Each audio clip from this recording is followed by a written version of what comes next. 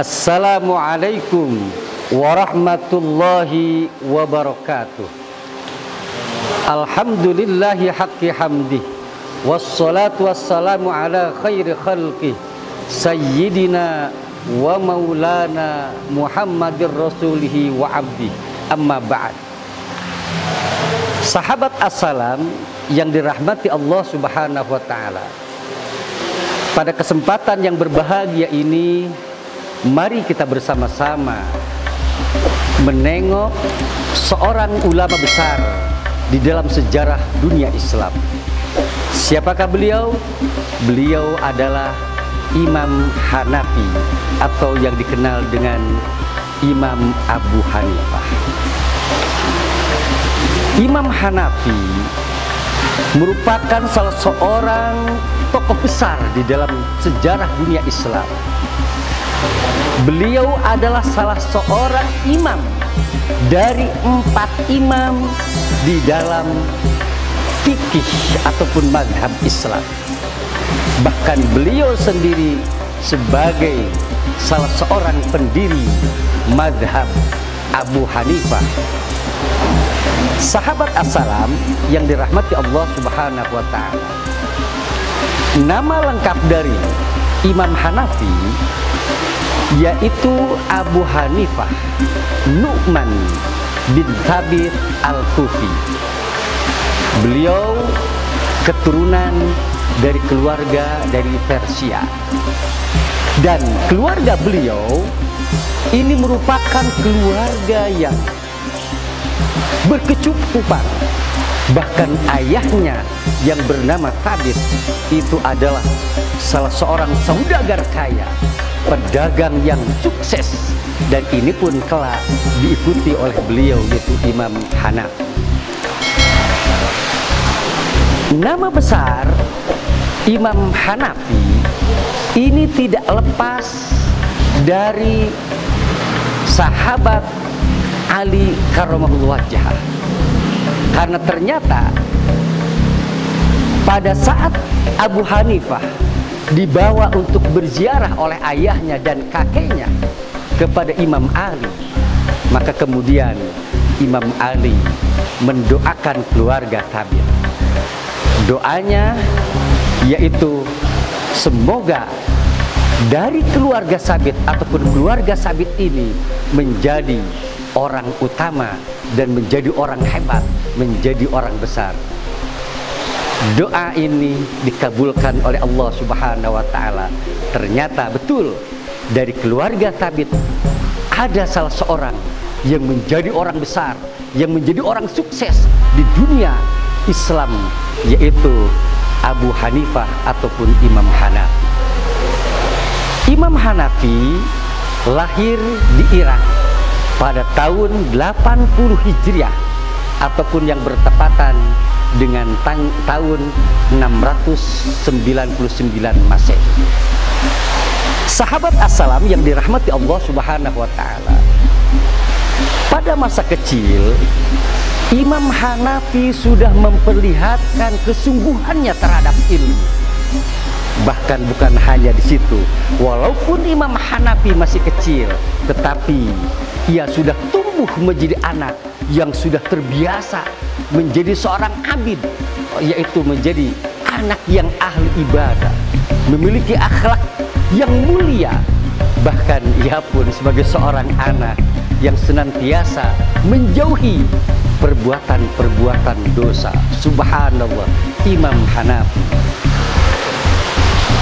Kemudian pada masa remaja, Imam Hanafi dengan kecemerlangan otaknya, dia sungguh memanfaatkan waktu dan juga kemampuan yang diberikan Allah kepadanya untuk senantiasa terus mencari ilmu, menggali ilmu, bahkan terus mencari guru dan guru agar ia memiliki ilmu yang banyak. Di usia 16 tahun, Imam Hanafi dari Kufah pergi ke kota Mekah untuk menunaikan ibadah haji. Jadi pada usia 16 tahun Imam Hanafi sudah menunaikan ibadah haji.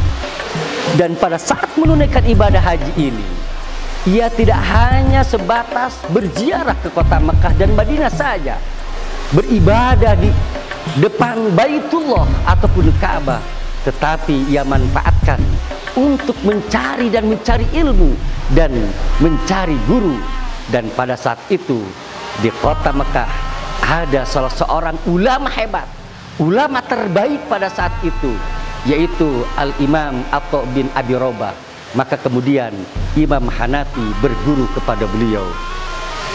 Sahabat-sahabat assalam yang dirahmati Allah Subhanahu wa ta'ala, Imam Hanafi ternyata beliau sungguh pecinta ilmu. Selama beliau mencari ilmu, ternyata beliau memiliki guru tidak sedikit. Beliau memiliki guru sampai 4.000 orang. Allahu Akbar. Ini adalah sesuatu yang luar biasa. Nah, dari 4.000 guru beliau, ini ada 7 orang dari sahabat-sahabat Nabi. Seperti halnya guru beliau dari kalangan sahabat. Karena Imam Hanafi ini termasuk generasi, yaitu termasuk tabi'in, generasi sahabat Nabi Muhammad SAW. Nah, 7 orang guru beliau dari kalangan sahabat seperti Imam Anas bin Malik, kemudian Abdullah bin Aufah, Abdullah bin Haris, Abdullah bin Anis, Ma'qil bin Yasar, kemudian juga Wathilah. Nah, ini adalah guru-guru Imam Hanafi dari kalangan para sahabat. Nah, dari 4.000 guru Imam Hanafi, selain 7 orang sahabat Nabi tadi, ada yang meriwayatkan 93 orang guru Imam Hanafi, yaitu dari golongan tabi'in, yaitu generasi setelah sahabat Nabi.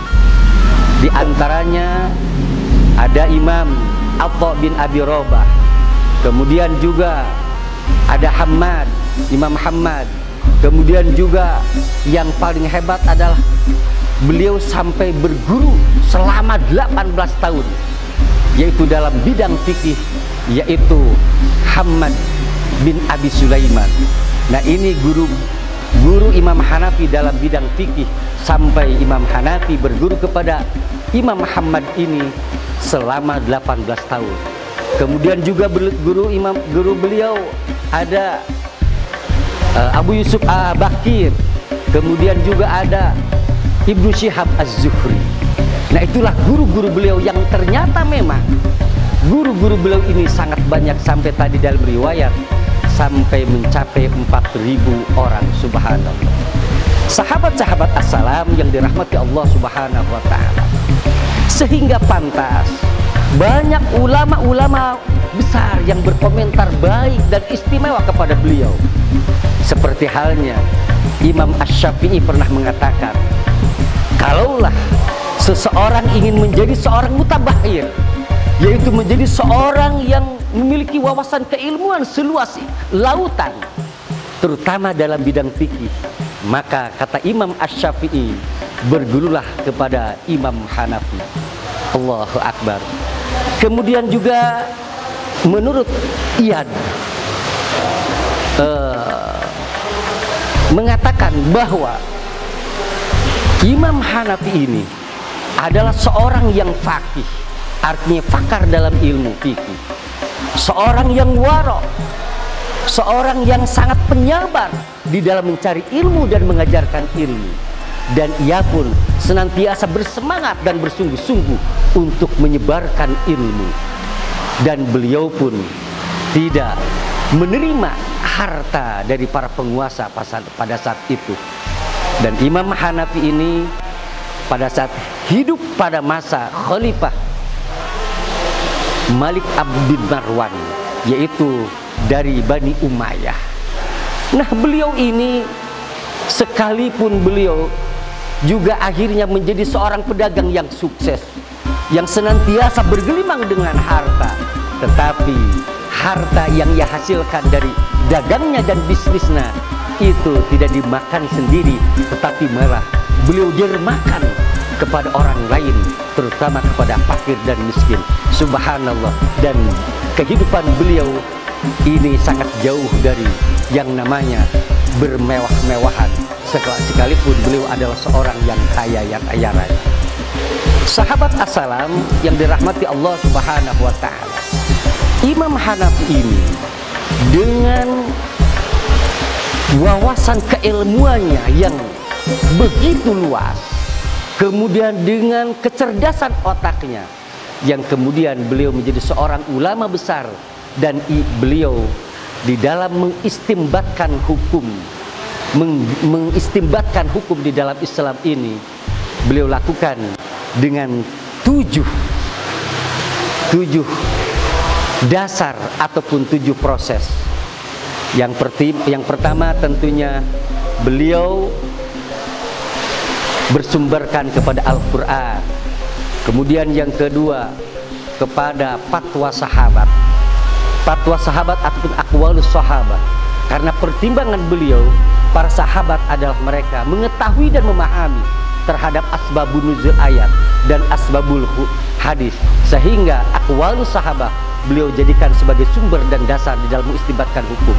Kemudian juga qiyas. Kemudian yang keempat yaitu istihsan. Kemudian juga sunnah, ya, sunnah.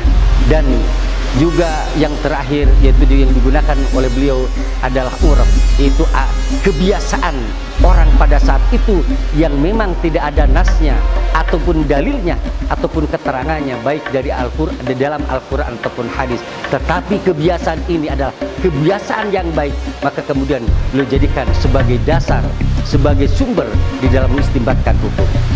Sahabat-sahabat assalam yang dirahmati Allah Subhanahu wa ta'ala, karya Imam Hanafi walaupun pada saat itu belum berwujud buku, tetapi sahabat-sahabat beliau senantiasa menuliskan dan menggoreskan masalah agama dan pendapat-pendapat beliau dalam tulisan-tulisannya yang diklasifikasikan kepada 3 tingkatan. Tingkatan yang pertama adalah masailul usul, itu masalah-masalah yang pokok ataupun yang asal. Kemudian yang kedua masailun nawadir, masalah-masalah yang langka. Dan yang ketiga berkenaan dengan al-fatawa wal waqiat, itu berkenaan dengan fatwa-fatwa dan kejadian-kejadian. Sahabat-sahabat assalam yang dirahmati Allah Subhanahu wa ta'ala, ulama besar ini meninggalkan alam dunia ini yaitu pada tahun 150 Hijriah. Dan subhanallah, Imam Hanafi ketika beliau wafat, kemudian di dalam riwayat Ibnu Katsir ada 6 kelompok besar yang menyolatkan jenazah beliau, yaitu Imam Hanafi. Dan manusia yang hadir pada saat itu untuk takziah, untuk menyolatkan, bahkan sampai mengantar jenazah beliau dan beliau dimakamkan di Irak ataupun di Irak, itu sampai ratusan ribu, ada yang mengatakan 700.000 orang, ada yang mengatakan 800.000 orang, dan bahkan yang manusia yang hadir pada saat pemakaman beliau sampai 1 juta orang. Subhanallah, inilah gambaran seorang ulama besar, seorang yang soleh, yang ketika dipanggil oleh Allah Subhanahu wa ta'ala, beliau pun diantarkan dan disolatkan serta didoakan oleh sampai ratusan ribu orang, sampai jutaan orang. Subhanallah, ini adalah sebuah kenikmatan, anugerah terindah dan termahal yang diberikan Allah kepada orang soleh seperti halnya beliau. Sahabat-sahabat assalam yang dirahmati Allah Subhanahu wa ta'ala, sekian dan demikian kisah ataupun biografi singkat berkenaan dengan Imam Hanafi. Semoga bermanfaat Lebih kurangnya mohon maaf. Wassalamualaikum warahmatullahi wabarakatuh.